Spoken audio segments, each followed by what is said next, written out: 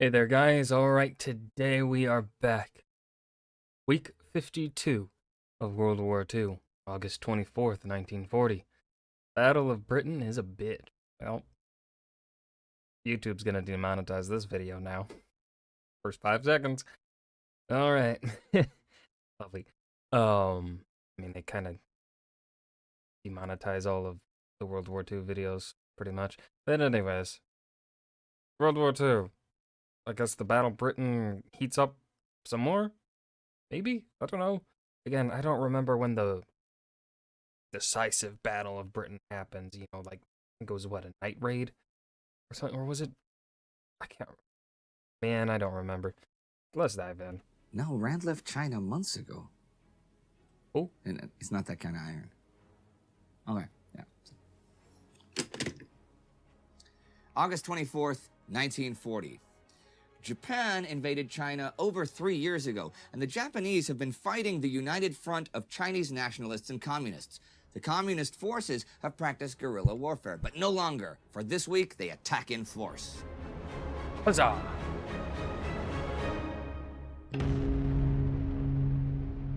I'm Indy Nidell. This is World War II.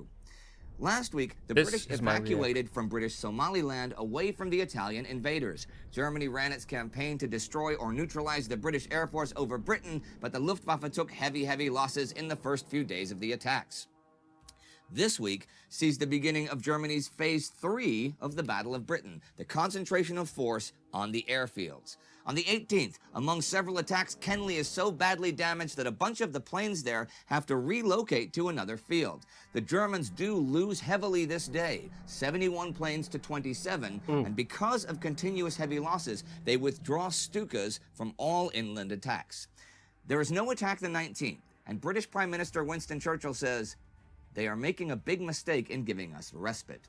He says that British bombers will continue to attack German communications and military installations, and the scale of these attacks will ever increase.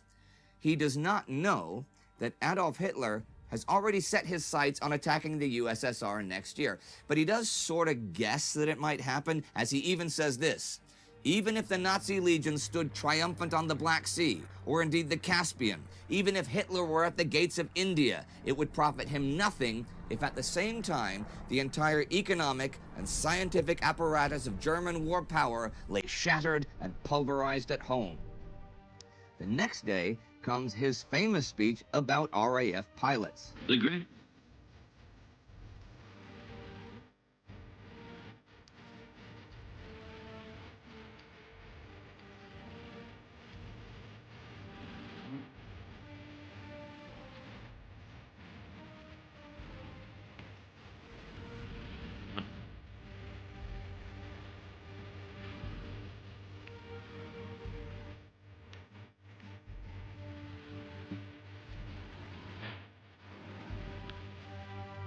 I don't think I've heard this one before.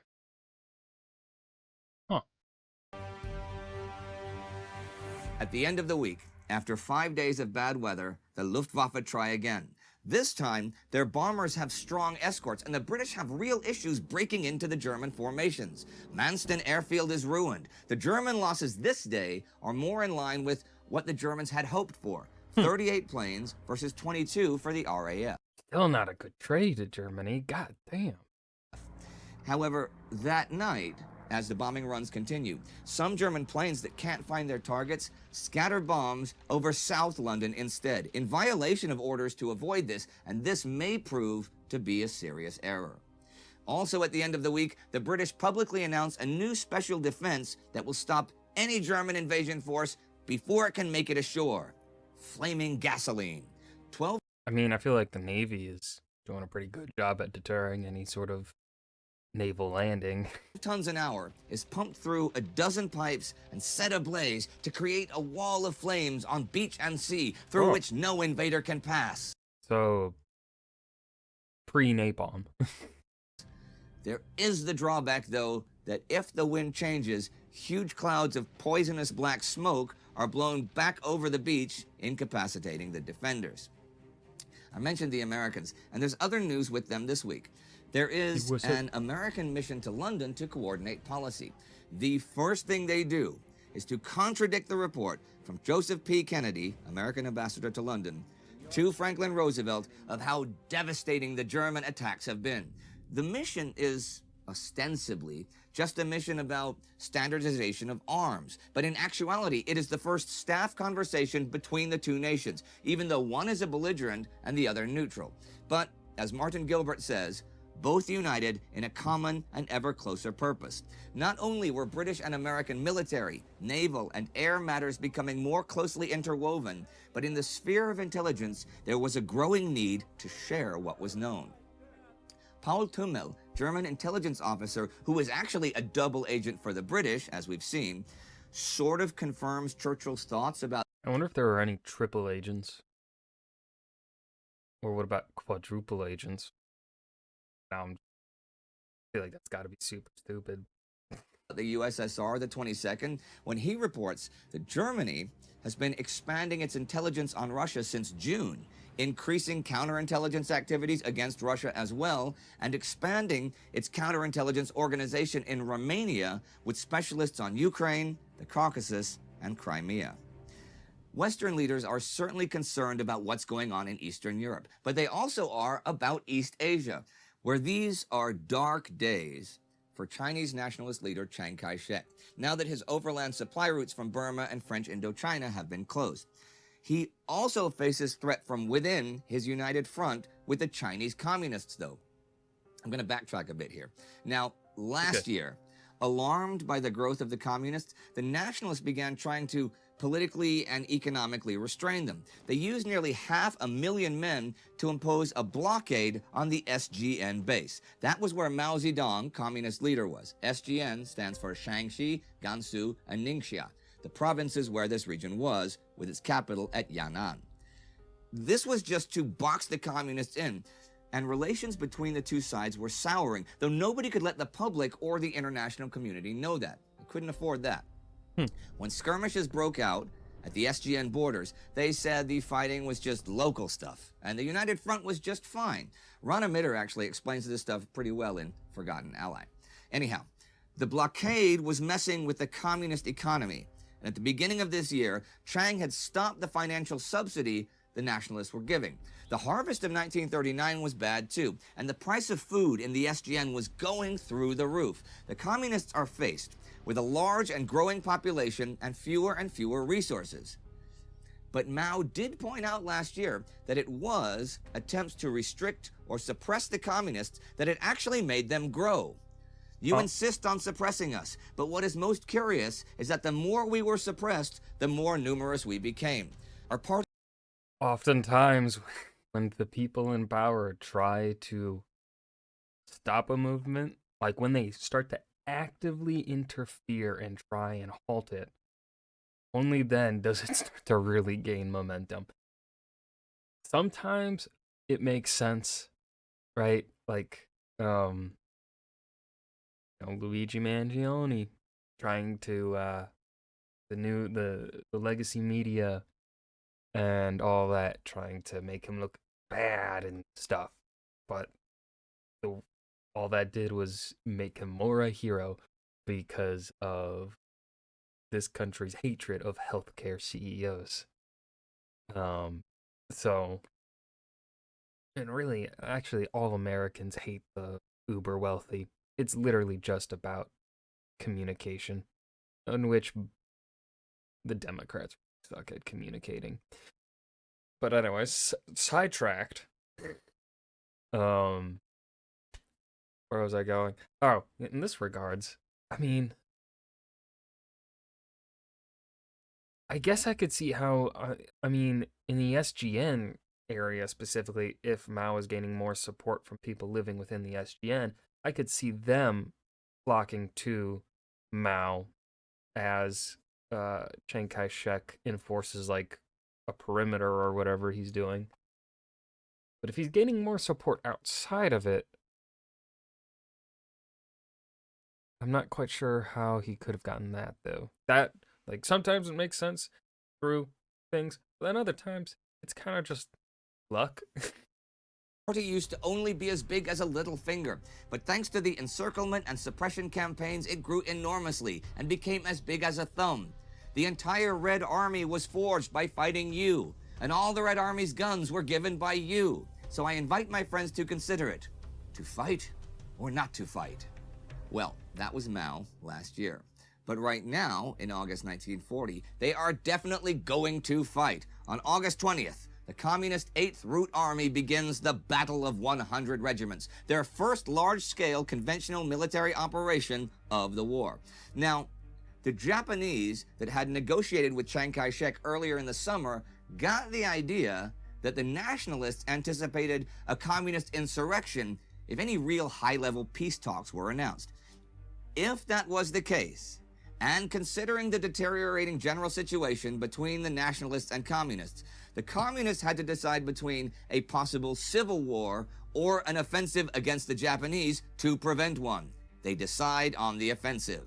The transport and blockade lines in Shaanxi were chosen as prime targets. Simultaneous attacks on small Japanese outposts and the transport link between them was intended to make the dispersion of pacification forces difficult. If successful, moreover, such an attack would compel the Japanese forces to abandon the more exposed outposts and to seek security in larger enclaves, thus leaving the countryside once again to the communist forces. The offensive was intended to create a diversion in the rear of the Japanese forces and to bolster Chongqing's morale, as communist sources openly boasted contemporaneously. The targets from the beginning are communication centers, railways, bridges, phone lines, and highways. Most of the smaller Japanese outposts are overrun by the end of the week. Apparently, Peng Dehuai, Communist Army commander, originally planned for 20 regiments, but by August 22nd, he found he had over 80 taking part, most without alerting him. Not sure just how true that is, though.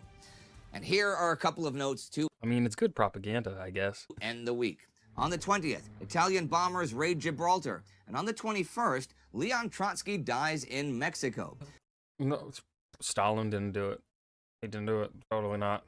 Trotsky was one of the Bolshevik leaders during and after Russia's November Revolution in 1917. He founded and commanded the Red Army and was a major Soviet political figure in the 1920s. He led the left opposition in the power struggle during Lenin's illness and death. And after its failure and Joseph Stalin's rise to power, was exiled in 1929. He is attacked with an ice axe by an assassin, a Spanish-born NKVD agent, August 20th, and dies of his wounds the following day in hospital. And the week comes to an end, with a new Chinese offensive in the east and a new phase to the German one in the west. I've mentioned a lot of statistics and technical info concerning planes and radar and all over the past few weeks in the Battle of Britain. But what about the actual pilots, say the British ones? The priority was to break up the bombers before the umbrella of ME-109s could intervene. If several squadrons had been vectored onto the enemy force, the faster Spitfires would take on the enemy fighters, while the Hurricanes tried to deal with the bombers. Within seconds, the sky was a scene of chaos, with twisting, diving aircraft jockeying for position to squeeze off a rapid burst of gunfire, while trying to remember to watch out behind. Obsessive concentration on your target gave an enemy fighter a chance to come in behind you without being spotted. Some new pilots, when fired on for the first time, felt paralyzed. If they did not break out of their frozen state, they were done for. If you are hit, the biggest worry after that is fire. Flaming oil can cover your windshield, and the heat can jam the cockpit hood. If you have to bail out and manage to get the cockpit open and release the harnesses, you still have to roll the plane upside down so you can fall clear. Maybe you've been stunned by the attack, but you still also have to pull your parachute's ripcord. And then what? Well, hopefully you aren't out over the water and can land safely. But what if you're one of the Polish or Czech pilots fighting with the RAF? Even flying in British uniforms, you may still be taken for a German by someone from the Home Guard or some country local. Those people may never have met a German before. Anthony Bivor writes of Czeslaw Tarkowski, a Pole who bailed out and got stuck in a tree. Angry locals...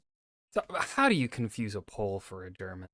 Like, I can understand maybe I mean, the British are Germanic people. Like, what? You have similar facial features as Germans.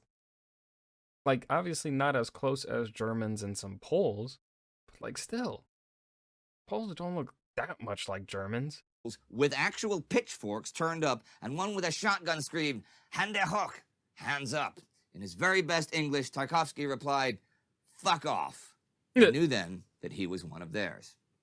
Actually, as long as we're looking at any lighter side of the pilots' lives, I'll end today with this.